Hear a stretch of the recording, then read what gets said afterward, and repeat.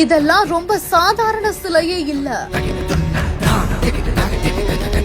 பார்க்க மெய் சிலிர்த்து போன ஊர் மக்கள். திருவள்ளூர் அடுத்த பிஞ்சுவாக்கம் கிராமம் வழியா செல்லக்கூடிய கூவம் ஆற்றங்கரையோரமா அதிகாலையில் அந்த பகுதியை சேர்ந்த நபர் ஒருத்தர் போகும் பொழுது ஆற்றுல சாமி சிலைகள் மிதந்து கிடப்பதை பார்த்து அதிர்ச்சி அடைந்து போயிருக்காரு. இதுக்கப்புறமா அருகில சென்று பார்க்கும் பொழுது அடுத்தடுத்து அந்த ஆற்றுல இருந்து 10க்கும் மேற்பட்ட சிலைகள் அவர் கண்ணுக்கு பட்டிருக்குது.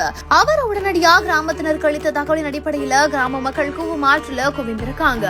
ஆற்றில் இறங்கி தேட தொடங்கிய போது அங்க ஐயப்பன், முருகன், அம்மன், வாசுகிநாகம் அப்படின்னு 50 கற்சிலைகள் கண்டெடுக்கப்பட்டிருக்குது.